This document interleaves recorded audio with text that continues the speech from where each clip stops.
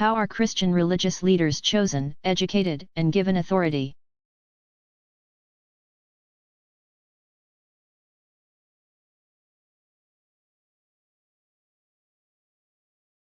Candidates for ministry and governance in most churches simply present themselves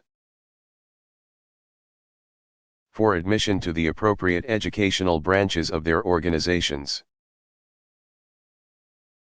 Seminaries oversee the special ministerial training of church members. Many refer to the desire to enter the ministry as a vocation or a calling from God. In some cases, members of many denominations take their ministerial theological education at nunnery, multi-denominational seminaries or schools of divinity, generally emerging after 3 or 4 years with a Master of Divinity. Master of Divinity, degree or its equivalent.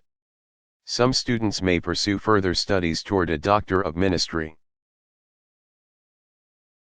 D.Min, degree or a PhD, hence the common appellation Reverend Doctor. Protestant ministers more often than not obtain their pastoral appointments at local churches of their denominations through the mechanism of the call, whereby a congregation interviews prospective pastors and then invites its first choice. Catholic bishops generally appoint priests of their dioceses to specific parishes without consulting the local congregations. Orthodox and other Eastern Church administrators sometimes exercise a similar appointive authority.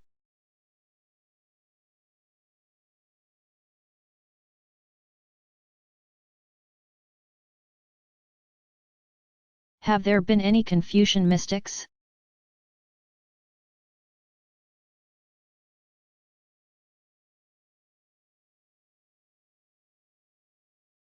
Scholars of the history of religion rarely describe the Confucian tradition as a wellspring of mystical spirituality. But several important figures, particularly among the Neo-Confucians, spoke a language reminiscent of some of the great monistic mystics of other traditions. Zhu Xi, a leading light in the Neo-Confucian school of principle, saw in the practice of meditation a way of becoming one with cosmic harmony. One could draw instructive parallels between traditional descriptions of this type of meditation and of certain qualities of the sage, and characteristics of nature mystics in other traditions. In Zhu Xi's view, silent sitting promised the realistic possibility of experiencing unity with all things and all people. Wang Yangming, a later exponent of the Neo-Confucian school of mind, spoke of realizing one's true self in a meditative quest for enlightenment. He identified cosmic principle, Li, with the mind,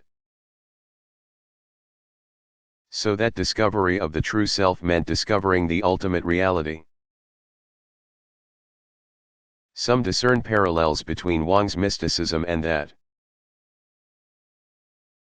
of the German mystic Meister Eckhart, c. 1260–1327 CE.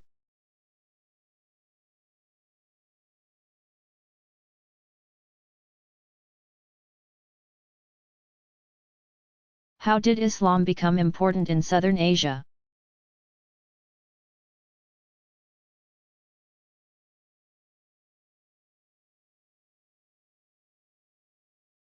Further east than Iraq and Iran, the Mughal dynasty, 1502–1757, established Islamic rule over much of South Asia. From Afghanistan across at least the northern two-thirds of India. Great monarchs such as Akbar, Jahangir, and Shah Jahan turned cities like Delhi and Agra into architectural showpieces with works like the Taj Mahal. After about the mid-18th century, European colonialism began to make inroads into lands formerly under Islamic regimes. Not until the mid-20th century did major colonial powers begin to withdraw, ceding political control back to indigenous populations. One dramatic example of that relatively recent change is the independence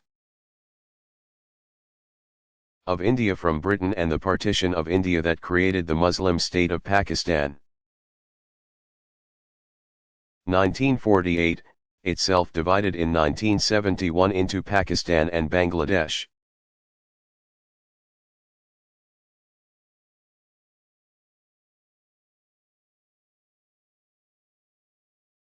Have women exercised leadership in Confucianism or CIT?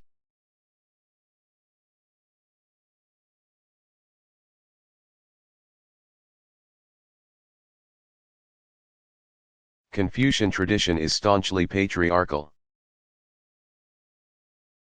Long-standing practice all over Asia, as a result of Confucian influence, has until only recently expected women to obey father before marriage, husband during marriage, and oldest son when her husband dies. Education under classical Confucian direction was limited to males. That is no longer the case in societies that still acknowledge, however indirectly, their Confucian heritage. As for CIT, a number of empresses and princesses came to prominence over the centuries. But here too the leadership was male. Empresses were generally in charge of the so-called inner court. Empress mothers frequently had duties in matters of state and thus were often more active in the outside world. Women were never allowed in the main halls of the Forbidden City's outer court, except on the day a new empress married her emperor.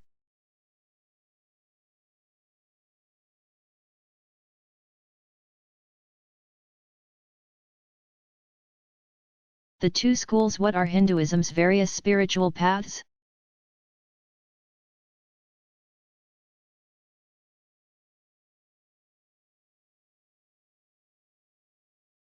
Karma/action, proper ritual and ethical action as a means to spiritual progress,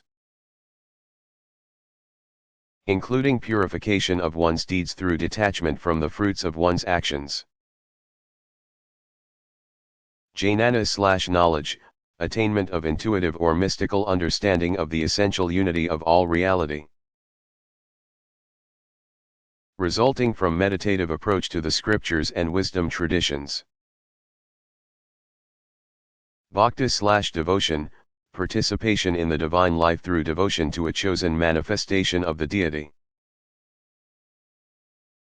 Complete emotional attachment to the chosen deity, and unselfish service to God.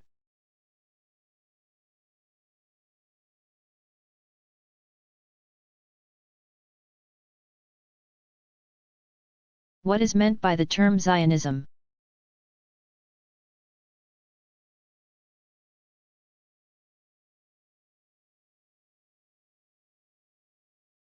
In general, Zionism means the modern movement of Jewish return to the Holy Mountain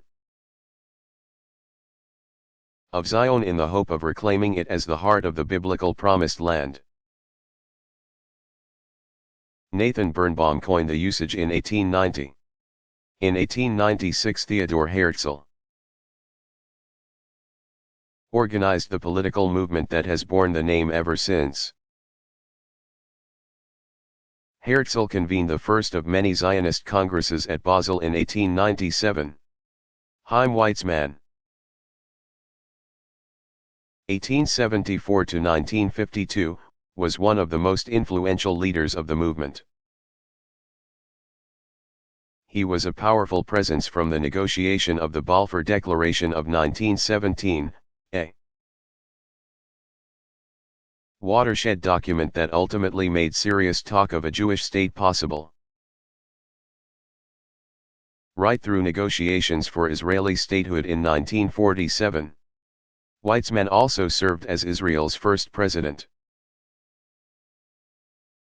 Zionism has, to be sure, been a bone of contention because of the political and social implications of so dramatic a reshaping of what had formerly been called Palestine.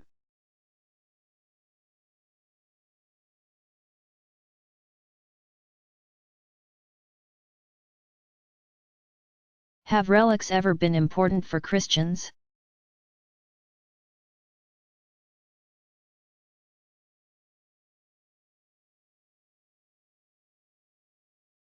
Since very early times, Christians have cultivated a sense of the sanctity of the remains and memorabilia of holy persons. Since Christians believed early on that Jesus had resurrected bodily from his tomb, they began to focus. By around the 3rd or 4th century, on other reminders of Jesus' earthly life. People sought, and sometimes believed they had found, the cross on which Jesus was crucified. The nails that fastened him to it, or the crown of thorns he had worn. According to ancient tradition, St. Helena, mother of the Emperor Constantine, discovered the true cross of Christ. During excavations for her son's new Basilica of the Holy Sepulchre in Jerusalem. The resulting devotional ritual of venerating the sacred relics there may have been among the first of its kind and the beginning of a much expanded practice. During late medieval times, the Holy Shroud, thought to be the winding cloth in which Christ had been buried, became a center of widespread devotion in Europe. A veil, said to be the one with which St. Veronica wiped Jesus' face during his march to Calvary, and to which an image of Jesus' face was transferred, was venerated at St. Peter's in Rome from the 13th century on. Far more numerous, of course, are the relics of martyrs and saints. Some dating back to early Roman persecutions of Christians. Sacred remnants can be anything from entire bodies, skeletal remains, to intact or fragmentary bones and skulls, to items once owned or touched by the holy person.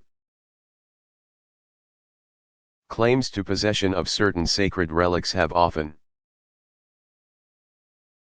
conflicted. There are several heads of John the Baptist, for example. Famous relics conferred a great deal more than religious prestige on the churches, monasteries, and shrines that owned them, for the more renowned and powerful the relic, the greater the traffic of pilgrims to the holy place. Relics generally have been more significant for Catholic and Orthodox Christians.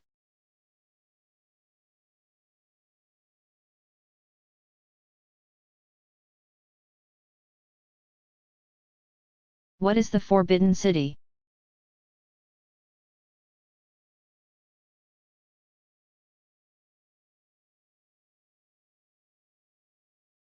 A sprawling complex of over half a mile square in the heart of Beijing has been known for centuries as the Forbidden City. Some 1,400 royal rooms, all in single-story buildings, cover 180 acres.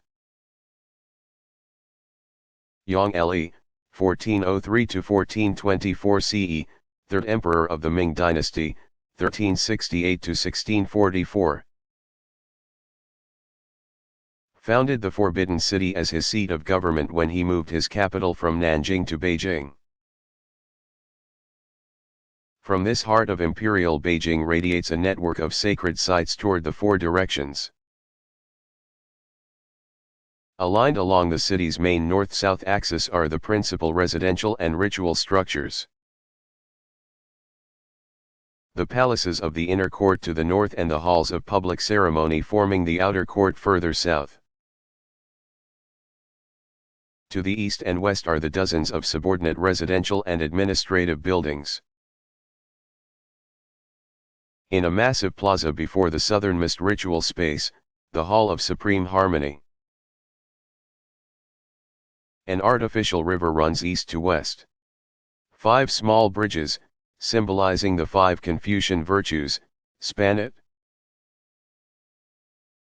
In the various halls along the main axis all the great rituals celebrating the empire took place.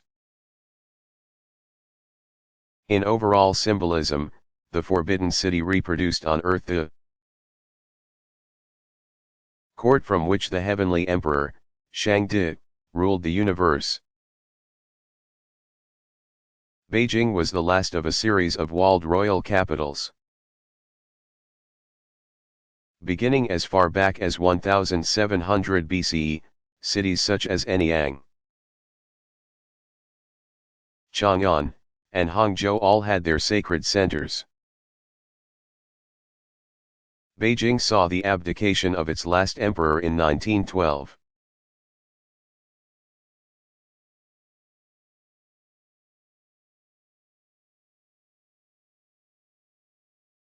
Are there anything like denominations or sects within greater Hinduism?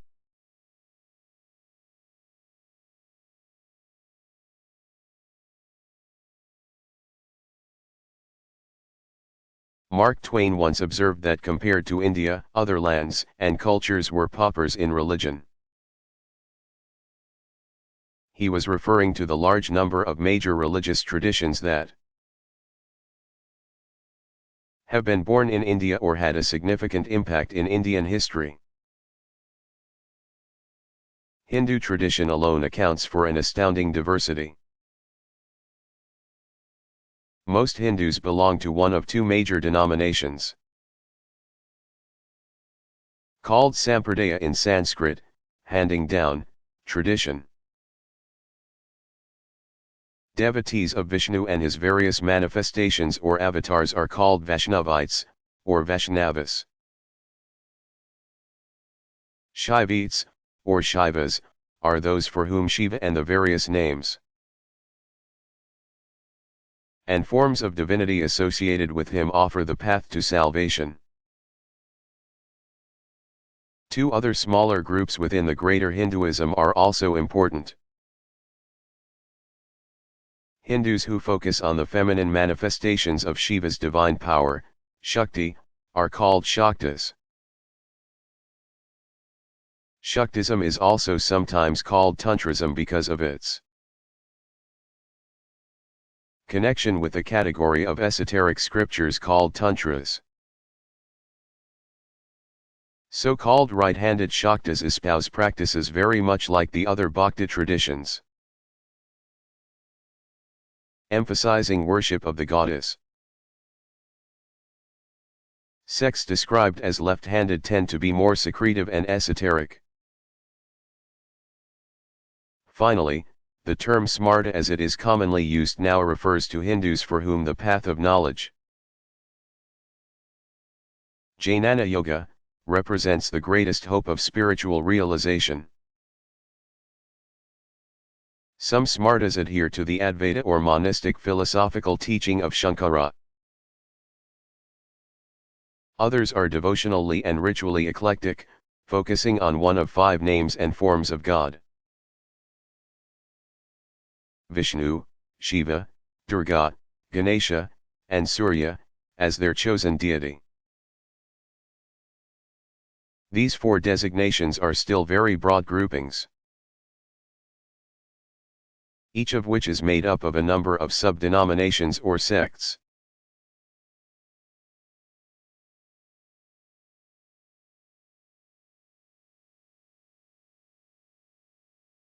Do Shinto practitioners celebrate sacred birthdays or honor particular figures?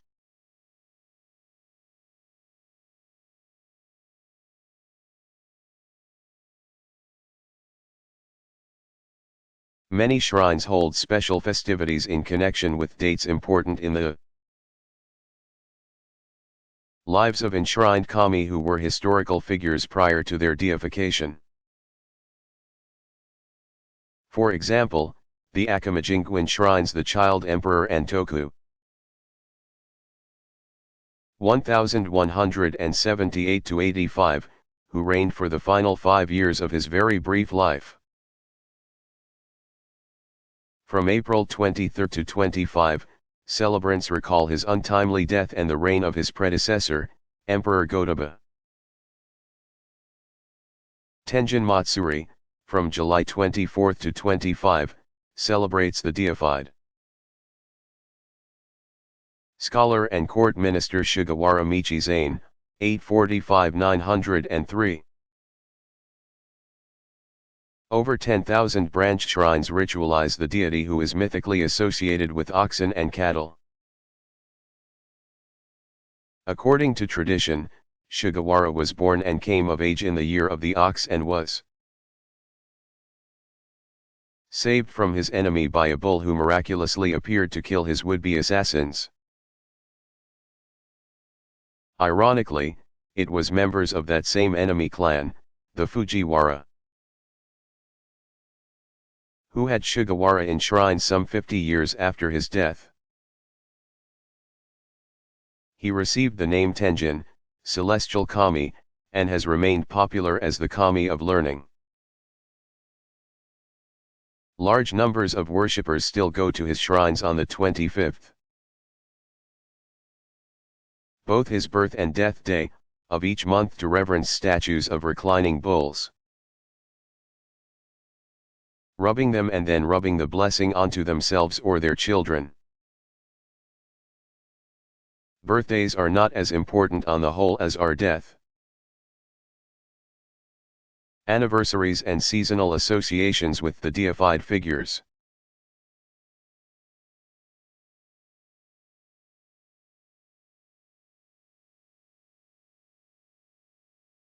Who were David and Goliath?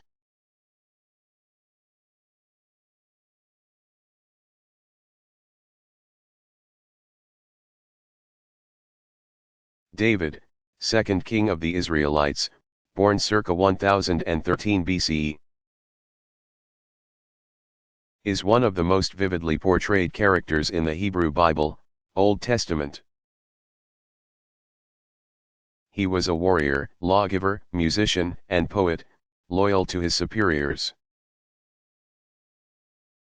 Harsh in his judgments, ruthlessly cruel in war, but singled out by God for glory.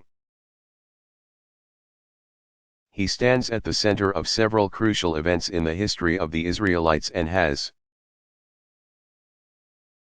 accordingly, been a subject of exhaustive study among Jewish scholars for centuries. Christians have been almost equally fascinated with David, some seeing him as an Old Testament foreshadowing of Jesus, and others noting that Matthew's Gospel begins by tracing Jesus' lineage through the house of David. David is perhaps best remembered for his epic duel with the giant Goliath, begins I Samuel 17. A Philistine who was demoralizing the Hebrew army by offering single combat that no one dared accept. David, swearing that Yahweh would defend him, took up the challenge. He stepped forward, unarmed, and struck down the giant with a single stone from his slingshot. The Philistines panicked and fled, pursued and cut down by the Israelites. David is also known as the greatest of all Hebrew poets, having single-handedly composed the biblical book of Psalms.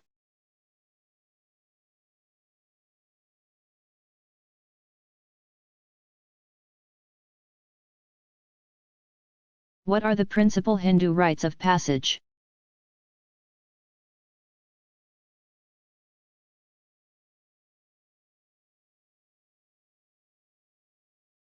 Hindu tradition includes important samskaras, activators, or impressions, for the various ages of life. Specific samskaras are associated with birth, childhood, adulthood, and older age. Connected with birth are rituals sanctifying conception, prayers for a male child, the husband's expression of love by grooming his wife between the 4th and 7th months of pregnancy, and welcoming the newborn with blessings that include placing a little ghee and honey on the child's tongue. Childhood sacraments include conferral of a name anywhere from 11 to 41 days after birth, making its first taste of solid food at around 6 months, piercing of the ears for gold earrings in either the 1st, 3rd, or 5th year, and shaving the head any time from day 31 to the 4th year of life. One childhood ritual deserves special notice. Initiation into religious studies is called upanayana, bringing near, in which the youngster. Girls were once included, but are generally not these days, is affiliated with a guru for formal tutelage in the Vedas. Another ritual marks the completion of formal studies,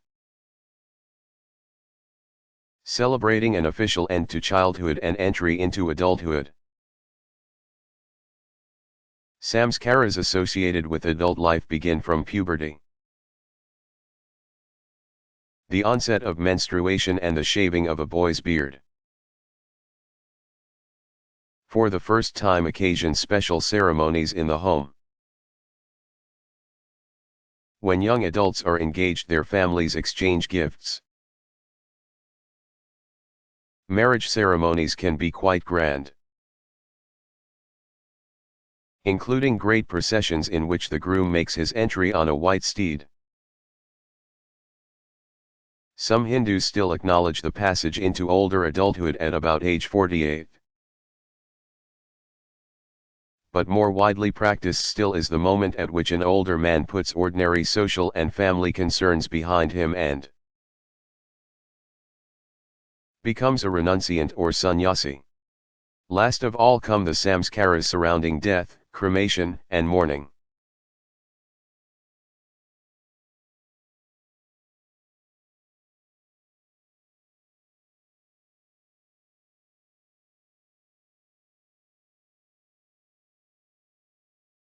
What role does authority play in religion?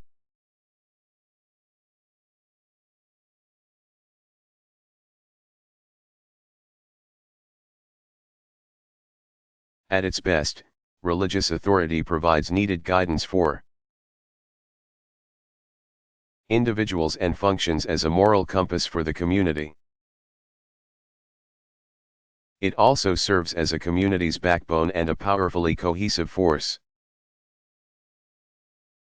At its worst, religious authority, like any other kind, can be abusive and manipulative, playing on members' guilt and lack of confidence in their own sense of justice. Major religious traditions have developed a wide variety of authority structures. Some have highly centralized administrative systems, as in Roman Catholicism, the Church of the Latter-day Saints, Mormons, and the main branch of Shia Islam. The chain of command begins with God and descends through various levels of scholars, specialists, and bureaucrats. Those at the upper levels make decisions on large questions and those down the line communicate the decisions to the people and implement them. Structures of this sort can tend toward either a monarchy or an oligarchy, depending on the relative dominance of the person and office at the top. The hallmark of centralized structures is that they strive to elicit conformity from all members. At the other extreme are traditions in which authority is entirely local, centered in the village. As in tribal traditions or village Hinduism, or in the individual community place of worship or gathering. Such as the churches of the Society of Friends, also known as the Quakers. Many traditions fall somewhere between these two extremes. They have no direct line of authority from top to bottom. But local communities can be affiliated by conventions or conferences, for example.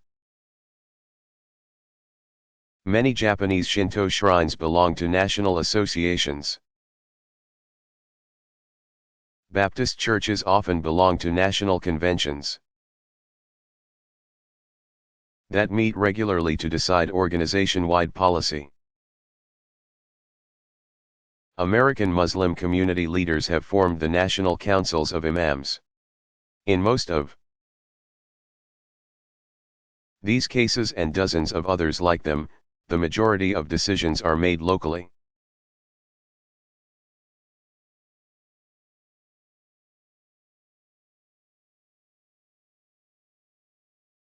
Does the beginning of the Muslim year have any particular significance?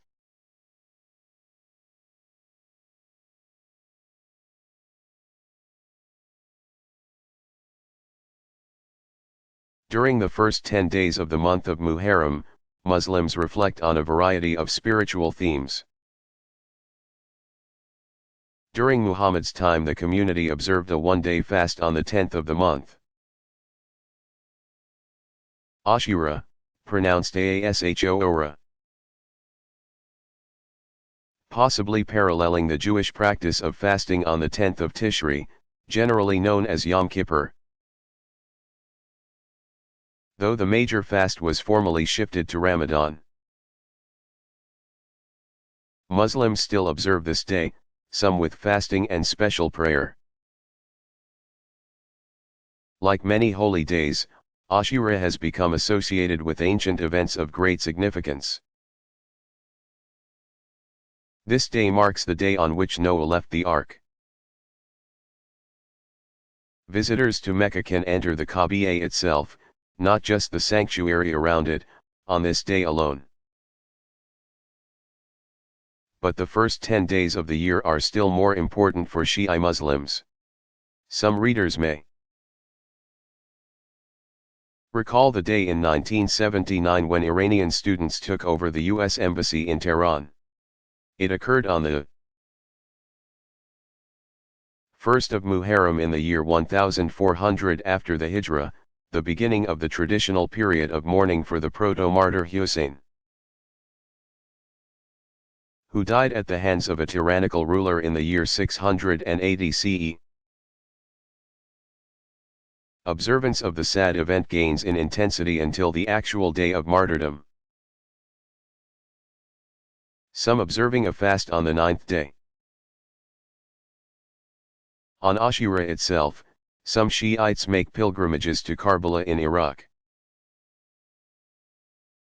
site of the martyrdom, or to the tombs of other imams in Iran and Iraq. In more traditional Shi'i villages, people still gather to reenact the events in a passion play called the Taziyah, pronounced Taziyah. Looking at the bigger picture, a hadith says that at the beginning of each new century, on the lunar Islamic calendar, God will raise up for the Muslim community a renewer who will call all believers to a fuller participation in the faith.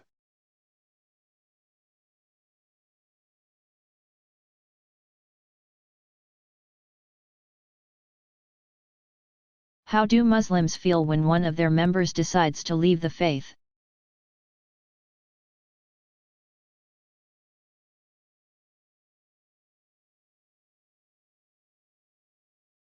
Departure from the community of believers has elicited a wide range of responses from families and society at large.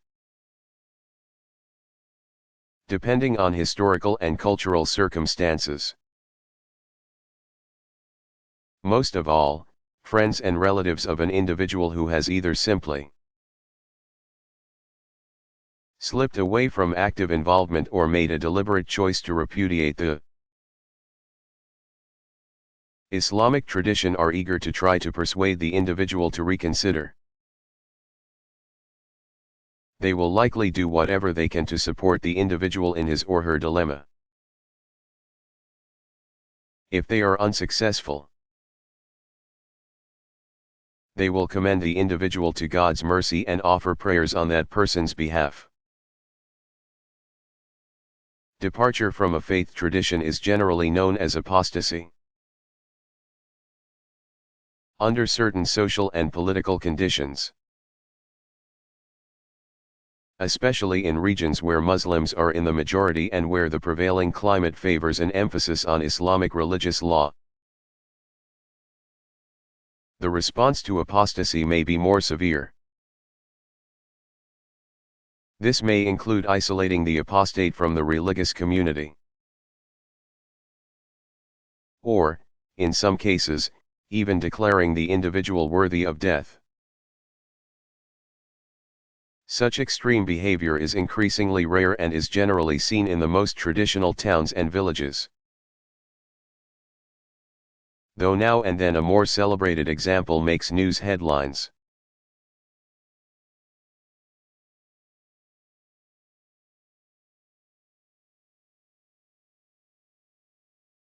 How did Muslim history unfold after the age of the first great Caliphal dynasties?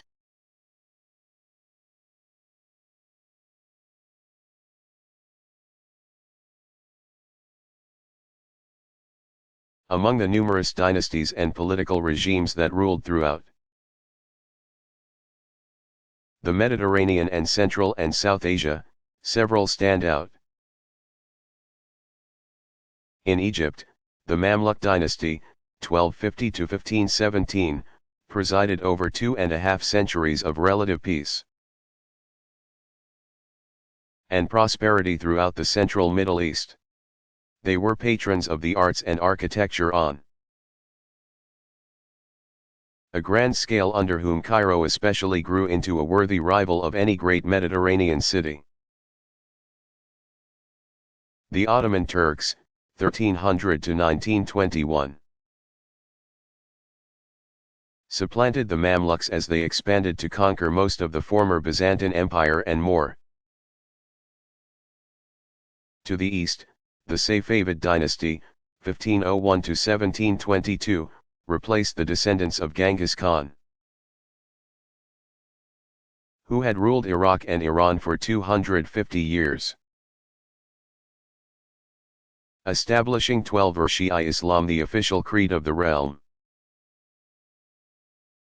The Safavids created splendid art and architecture in cities such as Isfahan.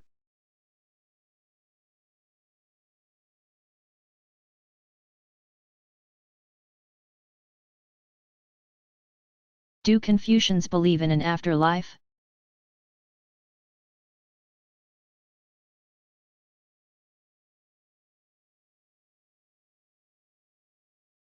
Confucius did not focus on life after death as though it were the ultimate standard against which to measure the success of a life on earth. With the majority of his fellow Chinese, the teacher shared the conviction that biological death did not signal a definitive end to life. Death did not mean annihilation and loss in some great void beyond the grave. Confucius clearly believed in some form of spiritual survival, and in the ongoing presence of those who have departed this life. Hence the importance of ancestor veneration. But like the Buddha, Confucius and his disciples chose not to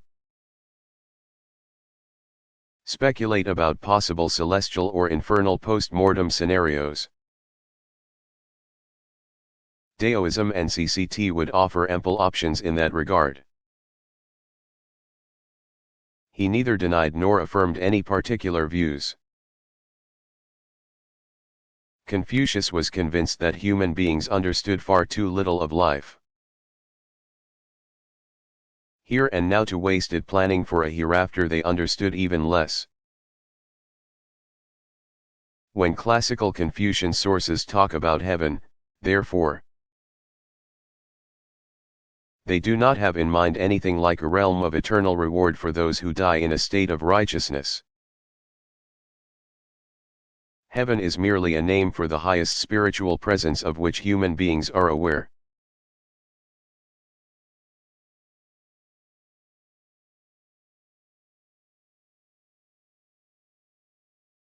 How would you sum up the history of Buddhism?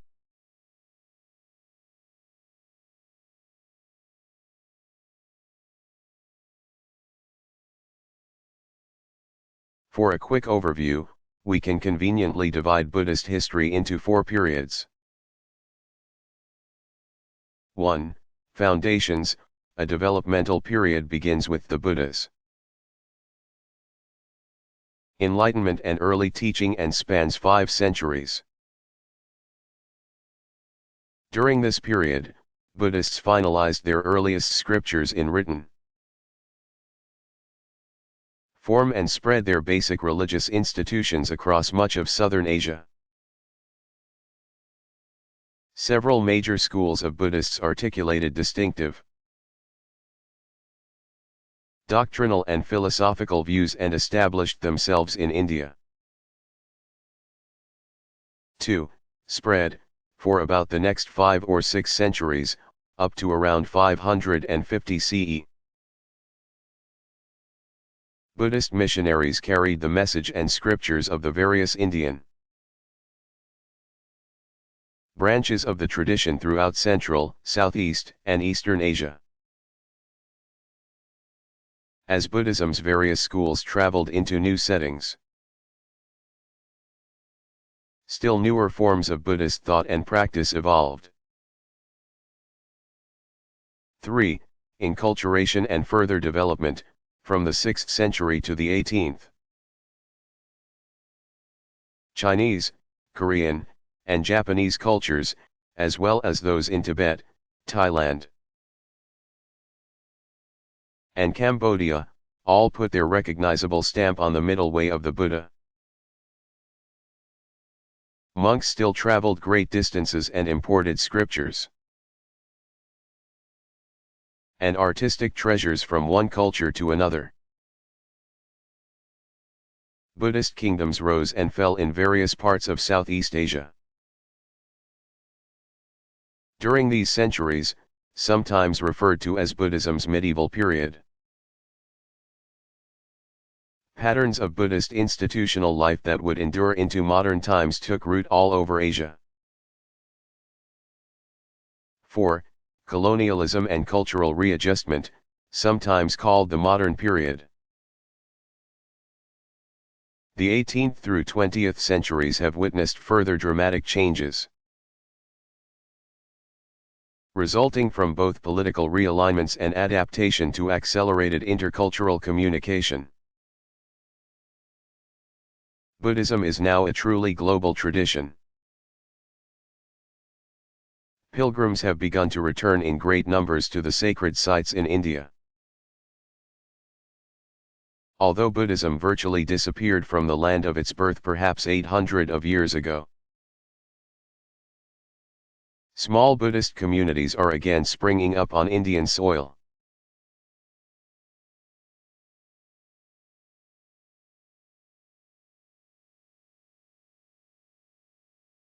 What are Hanukkah and Purim?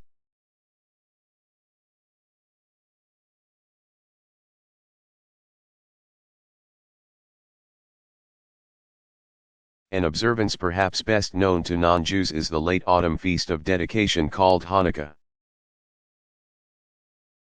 which begins on Kislev 25 and continues for 8 days. The 9-branch candlestick recalls how, during the Maccabean revolt against the Seleucid profanation of the temple, A one-day supply of oil miraculously lasted all 8 days of the rededication of the holy place. Each evening families light an additional candle from the central flame, sing devotional songs, and exchange small presents. Another remembrance of a similar Jewish victory against great odds is the Feast of Purim. A month before Passover, after a day-long preparatory fast. The Feast of Lots on the 14th of Adar commemorates how the evil Persian Haman tried to wipe Israel out by casting lots. The Book of Esther, one of the 5 Megillot, tells the story of one of Judaism's most redoubtable heroines. The day before Purim recalls the fast of Esther, Ta'anit Esther, and the day after, called Shushan Purim, observes the memory of how Esther's deeds gave cause for joy among the Jews of Shushan. Purim has an almost carnival atmosphere, complete with costumes and the giving of gifts.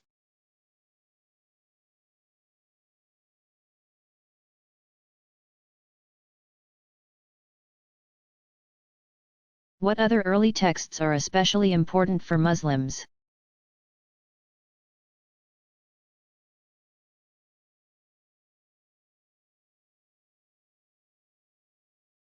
Second only to the Quran in both authority and antiquity is the large body of works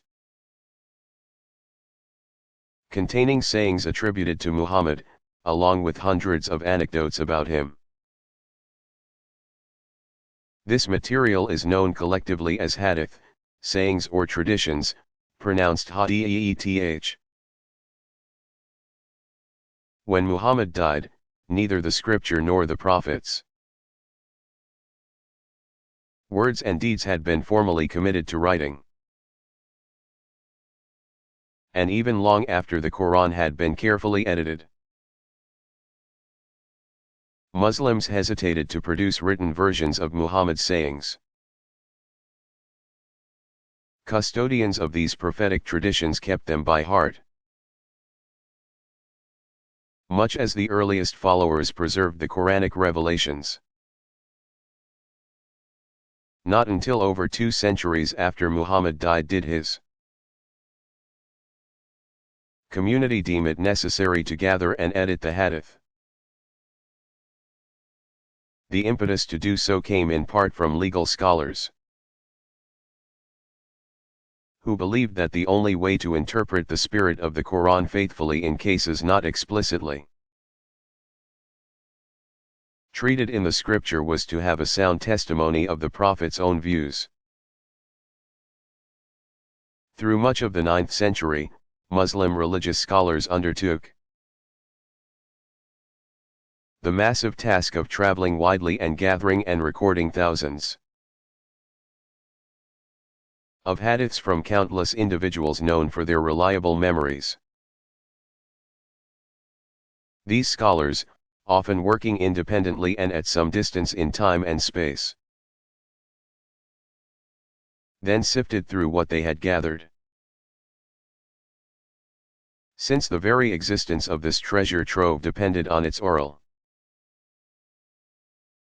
transmission from one generation to another, scholars looked first at the chains of transmission to see whether all individuals listed were trustworthy. If not, one likely could dismiss the hadith itself as not entirely reliable. By the end of the 9th century, half a dozen authoritative collections, and many lesser ones as well, of hadith were available, complete with scholarly evaluation as to the relative soundness of each saying and anecdote. Muslims traditionally consider the content of the hadith to be divinely inspired, only expressed in Muhammad's own words, unlike the Quran, which is in God's own diction.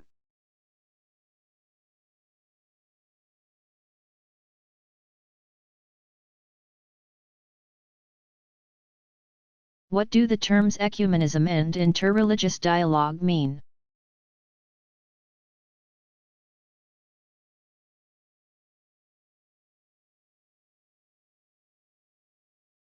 Ecumenism includes all the ways in which members of the many Christian churches and denominations have sought to come together in dialogue for mutual understanding. It does not necessarily envision any eventual unification, though that has happened in some instances. Interreligious dialogue refers to the wider arena of direct attempts by members and administrations of the larger faith traditions to come together in hopes of deeper appreciation of their common interests as well as of the issues that divide them. So, for example, there are Muslim Christian, Buddhist Christian, and other organizations to promote dialogue. Attempts at interreligious dialogue are gradually developing independent institutions, such as the Elijah School in Jerusalem, which focus on the notion that all the world's traditions have great treasures of wisdom to share with each other. Many people fear dialogue because they think it implies the eventual loss of diversity. People being what they are, there is little danger of that. Pluralism is an obvious fact of life. Mutual understanding is no longer a luxury but an absolute prerequisite for peace in the world.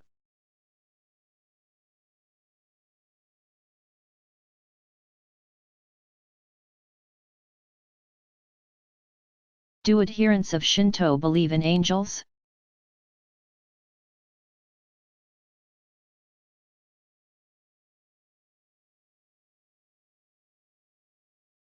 Perhaps the closest formal analogy to the angel in Shinto tradition are the tennin, the Japanese version of Buddhism's celestial nymphs called apsaras. They are spirits, but other than that, they do not function quite the way angels do in other traditions. Lovely celestial beings have sometimes been said to descend and dance in response to divinely beautiful music. If we focus on the functional parallels on angels as messengers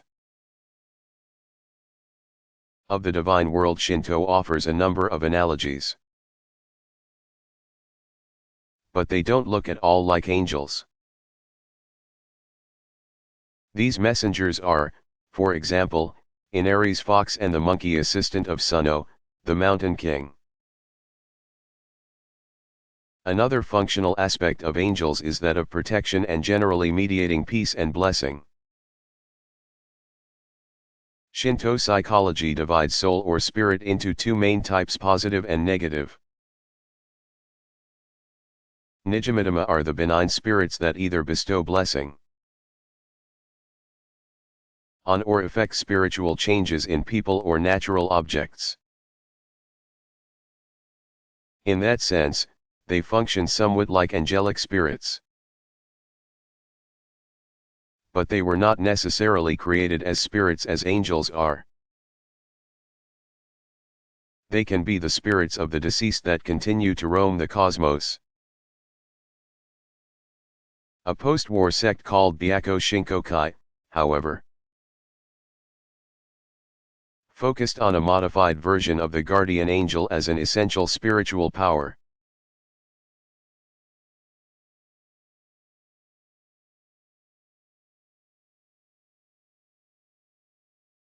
What are monks and nuns?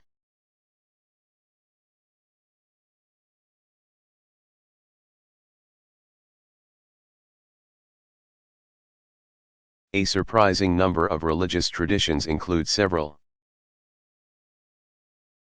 different options or styles of affiliation for their members. The vast majority of members in every tradition belong to the broad category often referred to as laypersons. Within the orbit of the larger communities there are generally numerous social organizations of an ostensibly religious orientation open to lay believers. But another, more restrictive, category of membership is available, for example, to virtually all Buddhists,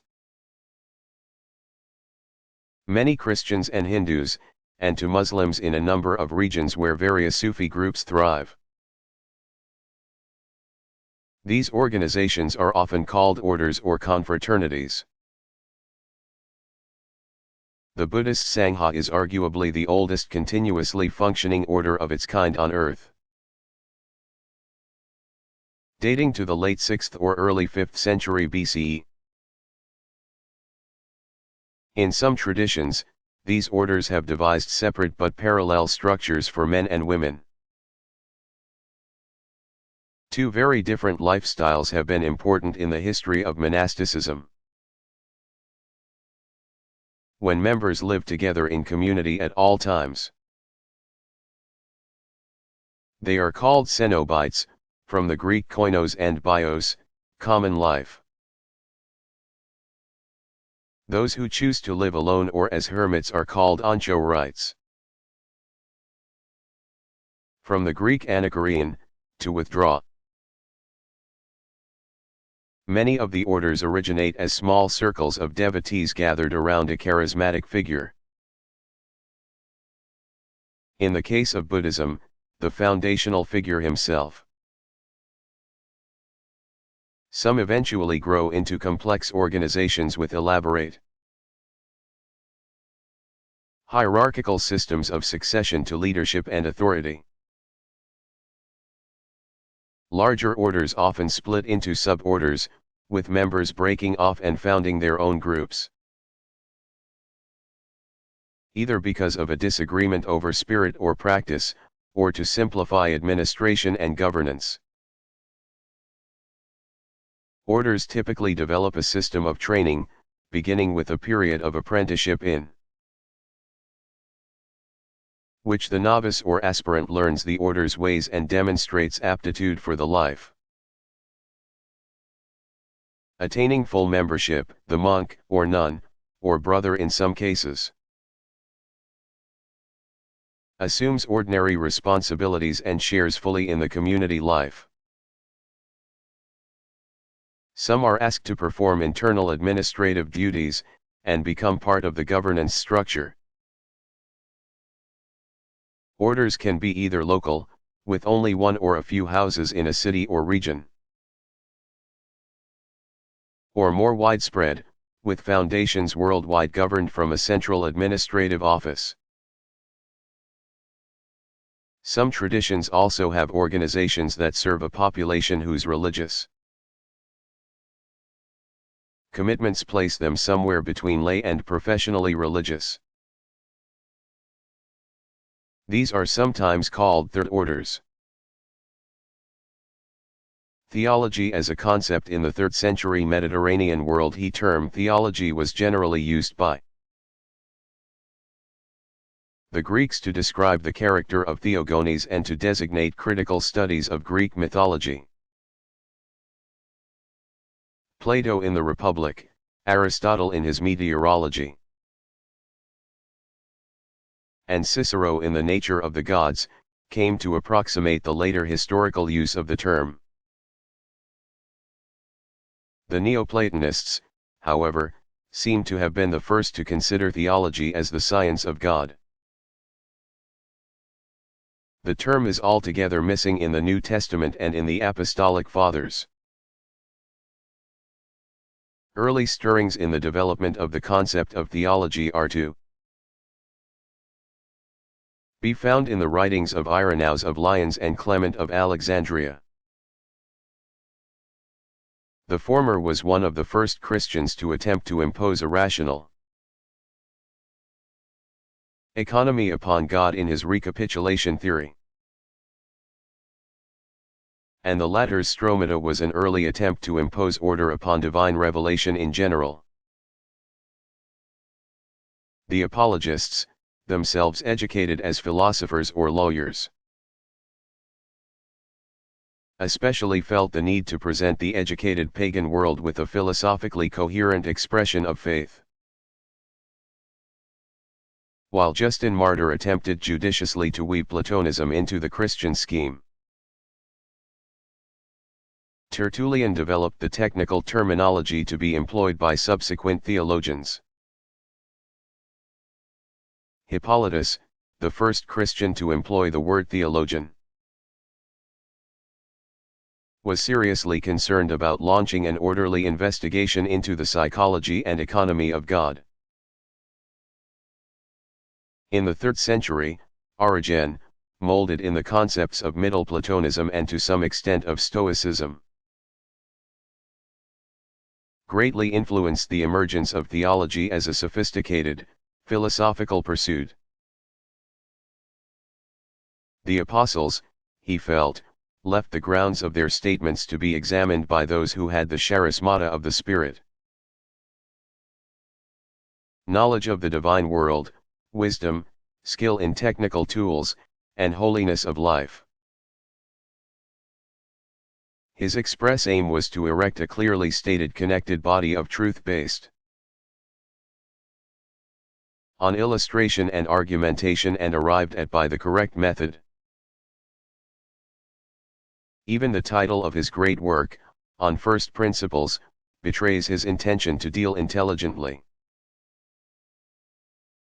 with God and heavenly beings and with men, the material world, and free will and its consequences. Origen was forced to rely heavily on the use of allegory to resolve contradictions, explain difficult passages, and correct misstatements purporting to be facts.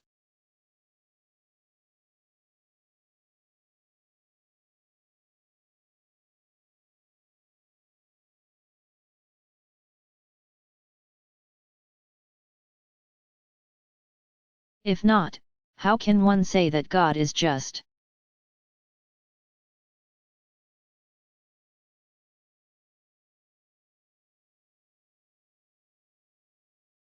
Sheol becomes identified more as recompense for an evil life,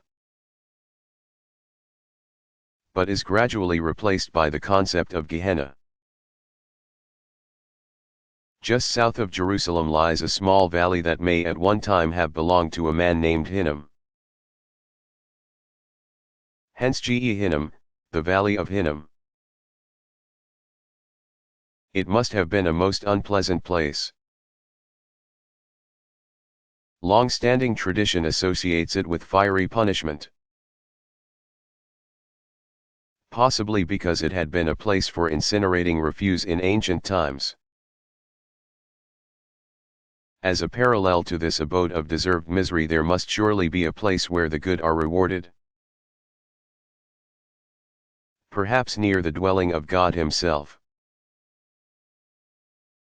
Generic notions of the heavens as a place above earth appear very early in biblical thought. Gradual spiritualization of the idea of heaven went along with the notion that there are multiple levels,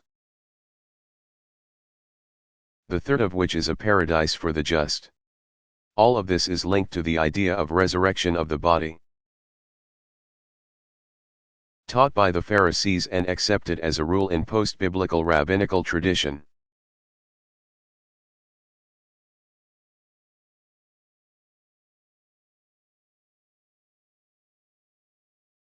Do Jews practice rituals of divination?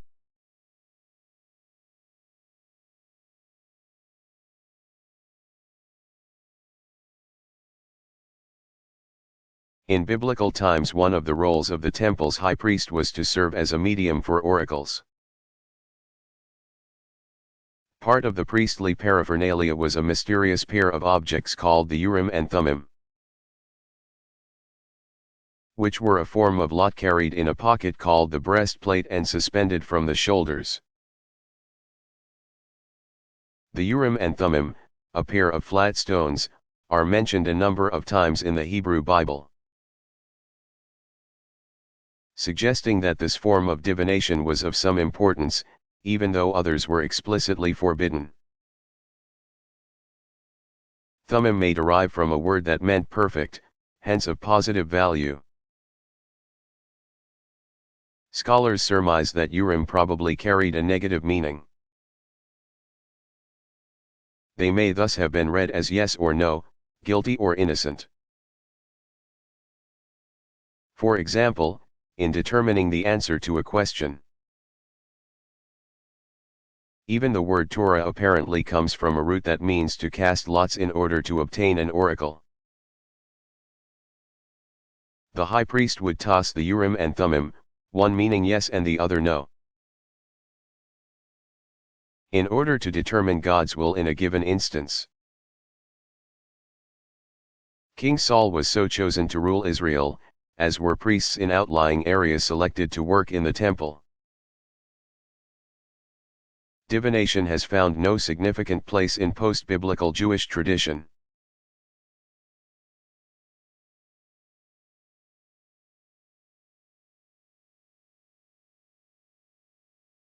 Are there Hindu fundamentalists?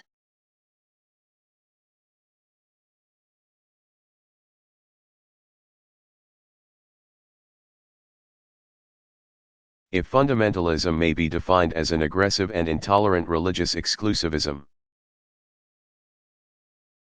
there are several manifestations of it in the history of Hinduism.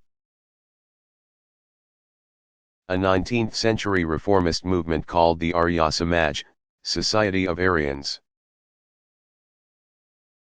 sought to cleanse modern Hindu thought and practice of unnecessary clutter that had contaminated the tradition over the centuries.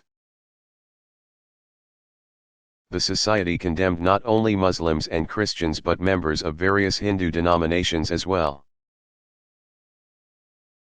To its great credit, the Arya Samaj attempted to make Hindu practice more egalitarian, giving women and socially marginal groups equal access. Another fundamentalist-style force in recent times has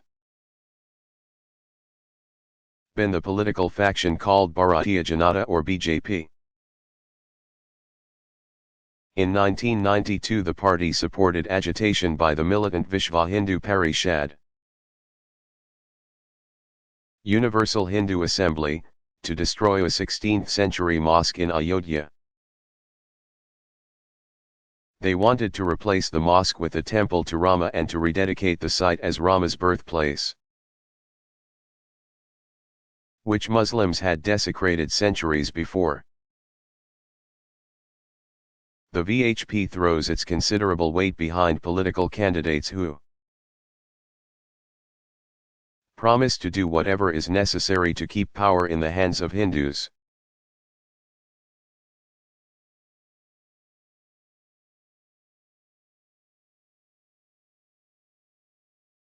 What's the difference between a prophet and a messenger?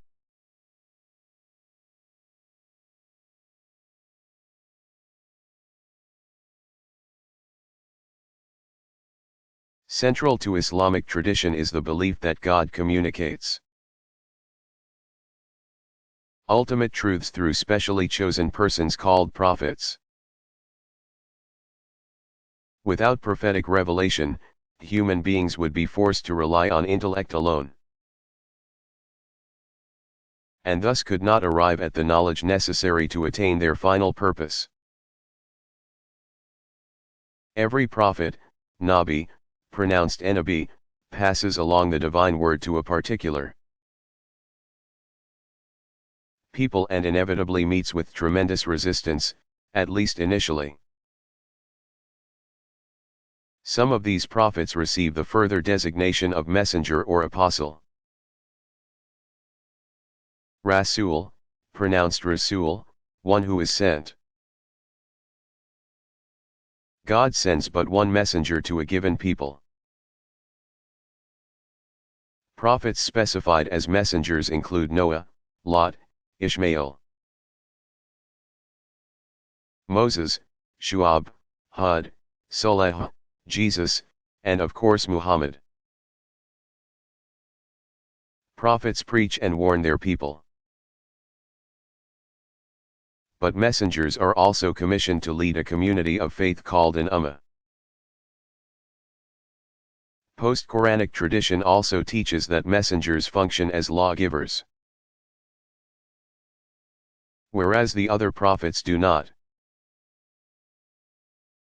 In short, one might say that all messengers are prophets, but not all prophets are messengers.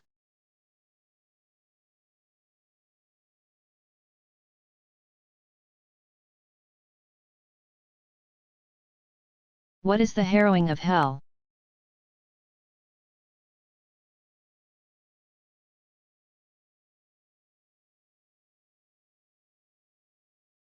According to ancient Christian creeds, Jesus Christ descended into hell after his death on the cross. Some traditions associate this curious visit to the abyss or nether world with Christ's ultimate victory over evil as well as death. But the majority opinion is that Christ descended not into hell, the place or state of eternal torment and punishment, but to that intermediate realm in which all just persons who had died previously awaited the coming of Christ. According to that view, Christ descended in order to lead those righteous souls heavenward.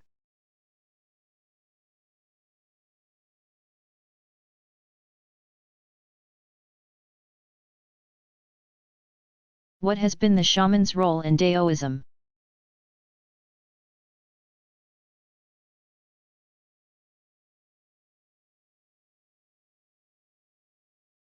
Remnants of ancient shamanism continue to color much Daoist religious thought and practice.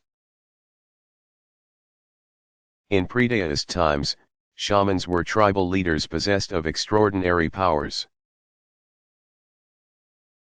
Reports from around the 3rd century BCE describe how these fangshi or masters of prescriptions worked their magic. They could tap natural energies, exercise control over life and death, and assume the form of various powerful creatures.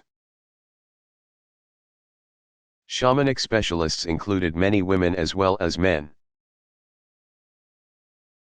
With the dawn of empire and agricultural economy, shamans became part of the governmental structure.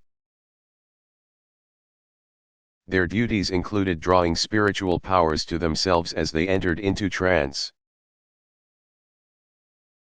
Exorcism, explaining omens and dreams, influencing the weather for favorable harvest. Curing the sick, and divining heavenly portents at the behest of the emperor. A transformed shamanism lives on in various Daoist practices that are generally divided among the Black Hat priests, Red Turban Masters, and spirit mediums. Daoist ritual specialists still fend off evil spirits and perform a vestige of the ancient ceremonies symbolizing the shaman's journey to the upper and lower worlds. That spiritual journey of ascent and descent remains perhaps the most distinctive survival of shamanistic lore. It appears in various traditions in surprising forms, including, for example, Muhammad's famous night journey and ascension. Daoist ritual symbolism of the journey occurs in the masters pacing the clouds as he prepares the sacred space for the great religious observances.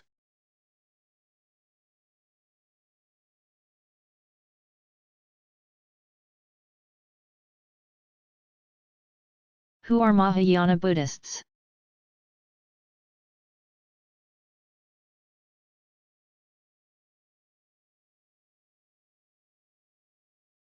By contrast, Mahayana Buddhists belong to a wide variety of sub-communities,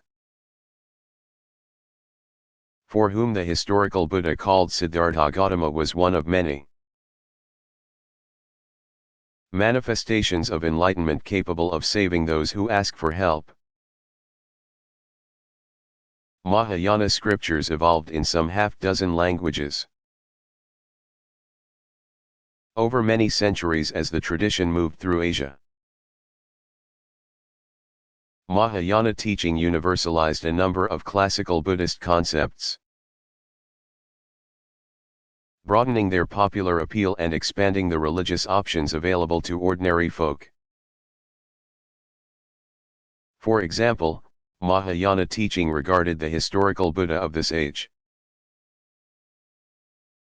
Siddhartha Gautama, as only one of many embodiments of enlightenment. Not merely an ethical model, the Buddha was actually a world-filling spiritual presence and power. The compassionate bodhisattva supplanted the more self-contained arhat as a religious ideal. Bodhisattvas represented saving grace as well as a lofty goal to which any person might aspire.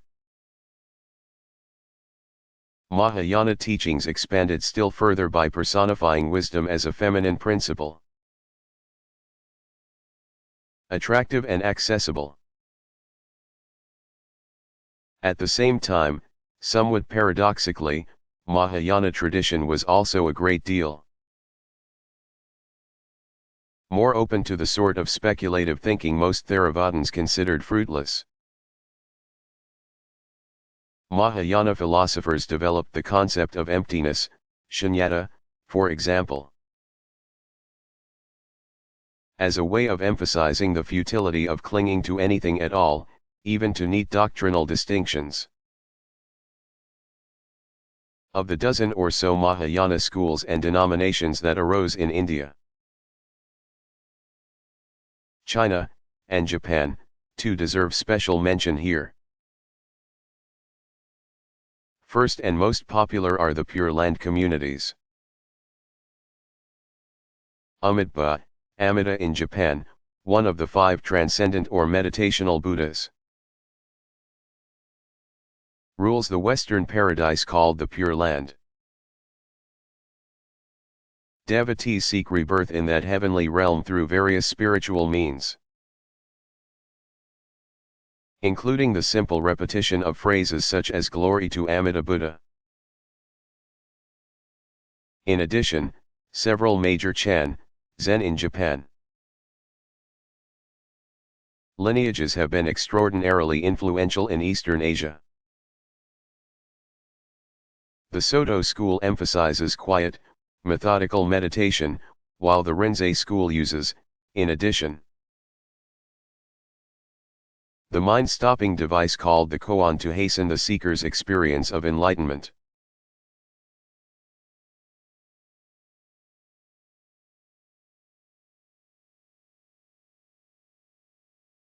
What are some of the main varieties of Islamic religious officials or specialists?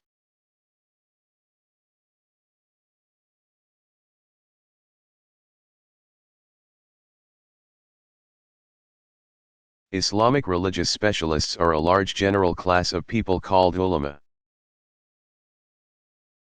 meaning those who possess knowledge, ilm.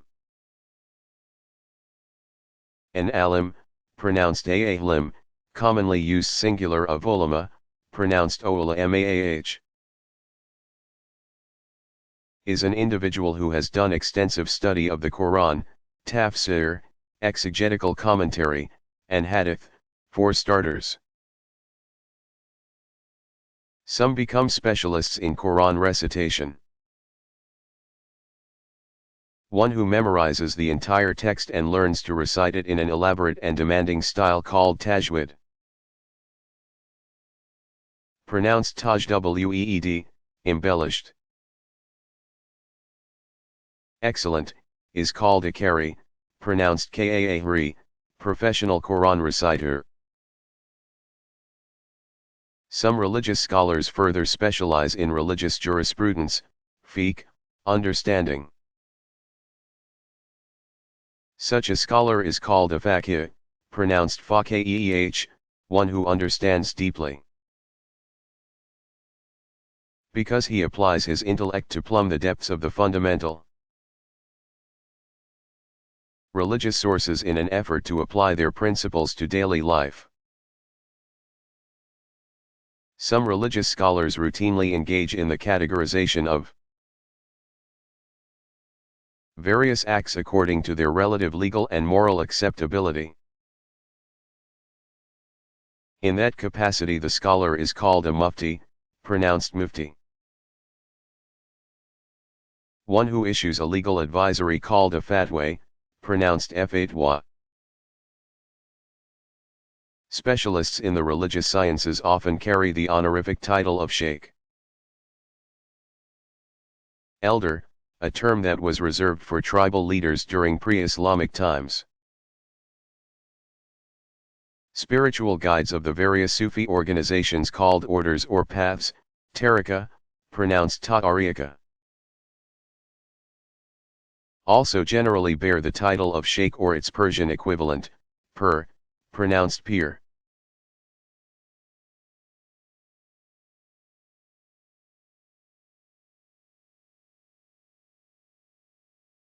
What kinds of special ritual objects figure in Muslim worship and prayer?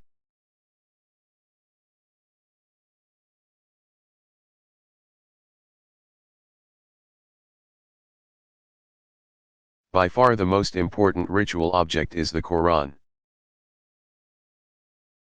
Since Muslims regard the sacred book as the very word of God, they try to treat the physical object with the greatest respect. Some mosques own ancient and beautifully wrought Qurans, often in multiple volumes, that are used only for special occasions. The more ancient the mosque, the more likely it will also have specially crafted podiums on which to place the Quran, and possibly also storage containers. Both stand and box often feature carefully chosen inscriptions from the Quran and Hadith that remind devotees of the divine origin and power of the sacred word. One of the most important among the relatively few other items that have been a regular part of Muslim devotions is the classic prayer rug, displaying a central shape that recalls the mihrab on the Mecca ward wall of the mosque. High-quality prayer rugs often use geometric and floral design inspired by the Quran's verse of light. God is the light of the heavens and the earth. His light is like a niche in which is a lamp within a glass, like a shining star kindled from a sacred olive tree, neither of east nor west, whose oil would nearly glow even if no fire touched it. Quran 24:35. Inspired by the same verse, beautifully enameled glass lamps were once raised to a fine art and hung by the dozens in the great mosques of the Middle East. The shimmering light cast through their multicolored Quranic inscriptions and arabesque designs would have been similar to that cast through Europe's stained glass windows.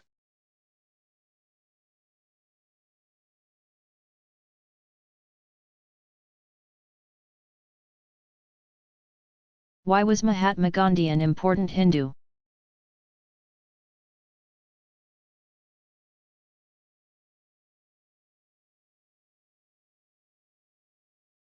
Mohandas Karmachand Gandhi, 1869–1948, received the title Mahatma, Great-Souled One,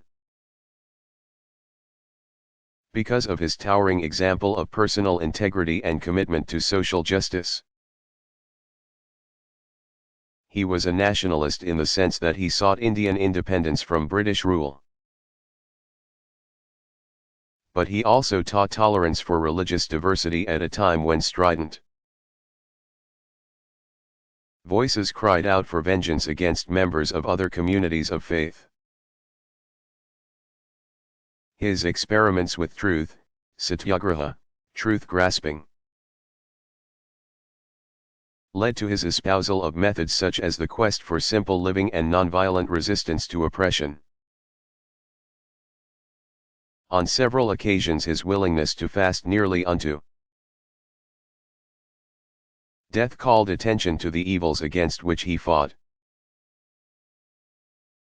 Gandhi spoke out often on behalf of the socially marginalized.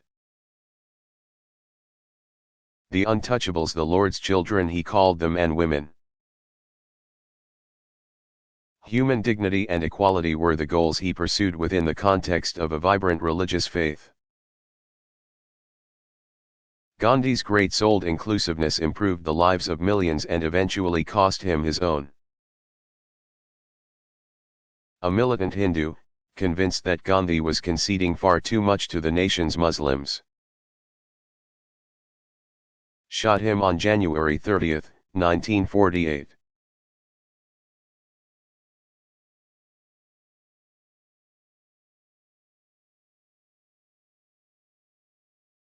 What is a religious calendar?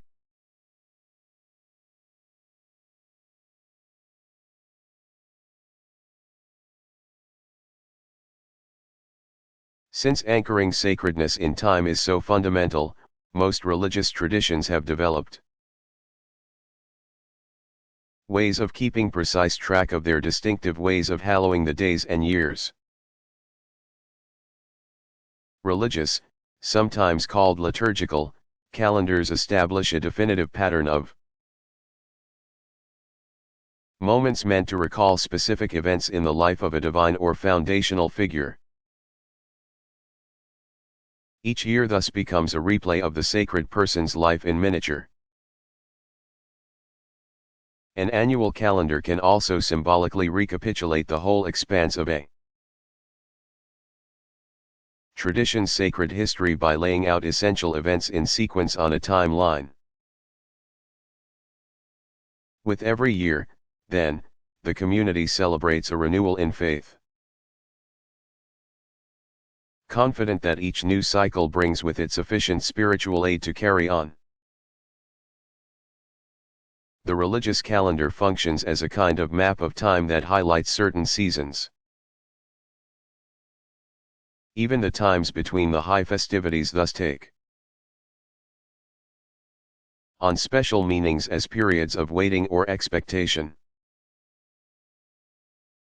In traditions that view time as linear, the religious calendar seems to have a forward motion, rising to a peak and moving toward a symbolic end of history. For traditions with a more cyclic understanding of history, the calendar year is just another in an endless series of cycles,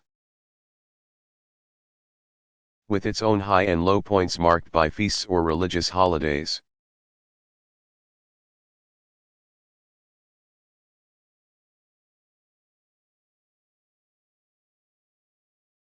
What signs or symbols might identify an individual as Jewish?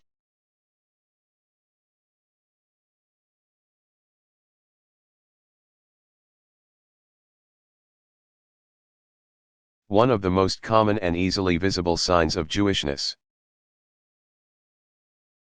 is the small circular skullcap called the yarmulke or kippah, worn by many Jewish men and boys as an ordinary item of clothing. The yarmulke is especially significant in ritual contexts. In some congregations, women rabbis now wear the head covering as well. Men of very conservative and orthodox communities often wear a plain black fedora or Homburg hat over the yarmulke. On special occasions, Orthodox men wear a round hat trimmed in beaver fur. Orthodox men also often dress all in black, with long overcoats, sometimes substituting a differently colored outer garment for special occasions. Special items of clothing include several for ritual purposes only, such as the larger woolen, cotton, or silk prayer shawl, talit, with corner fringes. Tzitzit, worn as an outer garment during morning prayer and all day on Yom Kippur. The talit katan, smaller prayer garment, is a cotton undergarment, Worn at all times. With fringes bearing 613 knots, the total number of commands 248 and prohibitions 365 in Torah. That hang out at the belt line as stipulated in Numbers 15:37-38. Some Jewish men don phylacteries, tefillin, on the left arm and forehead. These small leather boxes bound with leather thongs contain texts of scripture. Exodus 13:1-9, 11-16, Deuteronomy 6:4-9, 11:13-21. And are worn by Orthodox and some conservative Jews for daily morning prayer both privately and in synagogue. Another symbolic practice involving the body itself is the growth of side locks, PEOT. Men and boys do not cut their forelocks, and when they are long enough, they curl them so that they look like coiled springs. This is in response to the biblical injunction of Leviticus 19:27, "You shall not trim the hair on your temples." Smaller items often worn by both men and women. Whatever their communal affiliation, include rings or necklaces with the six-pointed star of David or the two Hebrew letters that spell out a name of God, Chai, Living One.